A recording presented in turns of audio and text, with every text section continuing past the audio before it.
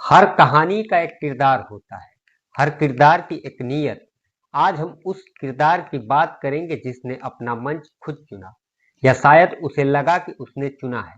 एक किरदार जो छोटे पर्दे की एक संस्कारी बहू के रूप में जन्मा और फिर सियासत के सबसे बड़े अखाड़े में ज्वाइंट किलर बन गया। डायलॉग लिखे गए, सीन फिल्माए गए, तालियां बजी और फिर कहानी में एक ऐसा ट्विस्ट आया जिसकी उम्मीद डायरेक्टर को भी नहीं थी। वक्त ने आवाज दी कट और सीन बदल गया। लोकेशन अमेठी से वापस मुंबई के फिल्म स्टूडियो में शिफ्ट हो गई। जी हाँ, देवियों एवं सज्जनों, स्वागत कीजिए, क्योंकि राजनीति का सबसे बड़ा रियलिटी शो अब खत्म हो चुका है और हमारी पसंदीदा कंटेस्ट अब पुराने सीरियल में वापस जा रही है। तो भाई, खबर यह है कि स्मित ईरानी मैडम 25 साल बाद तुलसी बनकर टीवी पर लौट रही है। लेकिन सवाल ये नहीं है कि वो लौट रही है, सवाल ये है कि उन्हें लौटाया किसने। पर्दे के पीछे का वो डायरेक्टर कौन है जिसने एक्शन की जगह पैकअप बोल दिया।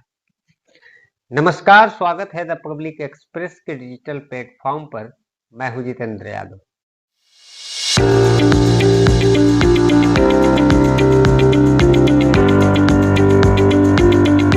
मिलिए इस ब्लॉकबस्टर कहानी के असली डायरेक्टर से, श्री किशोरी लाल शर्मा। जी हाँ, वही शख्स जिन्हें सोशल मीडिया पर लोग आजकल कैरियर काउंसलर और घर वापसी स्पेशलिस्ट का खिताब दे रहे हैं। जनता का आभार तो देखिए, लोग स्मित ईरानी के एक्टिंग की तारीफ बाद में कर रहे हैं, पहले केएल शर्मा को धन्यवाद दे रहे हैं। लेकिन उन्होंने मैडम के अंदर छिपे कलाकार को फिर से जिंदा कर दिया। एक यूजर ने क्या खूब लिखा कि अमेठी की जनता ने साबित कर दिया कि वो टैलेंट की कद्र करती है। एक बेहतरीन एक्टर को राजनीति में बर्बाद होते नहीं दे सकती थी, इसलिए वापस भेज दिया। वाह क्या नजरिया है। मतलब अमेठी की जनता ने ये वोट नहीं दिया, बल्कि एक तरह से रेस्क्यू ऑपरेशन चलाया। अब देखिए, अमेठी में मैडम ने घर बनाने का वादा किया, घर भी बन गया, आलीशान भव्य। ऐसा लगता है जैसे किसी बड़े सीरियल का सेट तैयार किया गया। लेकिन शायद स्क्रिप्ट में ये लिखा ही नहीं था कि उस घर में रहना भी है। वादा था कि अमेठी की जनता को दिल्ली नहीं आना पड़ेगा, और देखिए वादा पूरा हुआ। अब जनता को दिल्ली नहीं बल्कि अपना टीवी ऑन करना पड़ेगा मैडम से मिलने के लिए।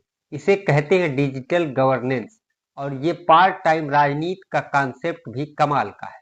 ये कोई नेटफ्लिक्स का सब्सक्रिप्शन नहीं है कि जब मन किया पॉलिटिक्स वाला शो देख लिया और जब बोर हुए तो लॉग आउट करके एक्टिंग वाली सीरीज शुरू कर दी।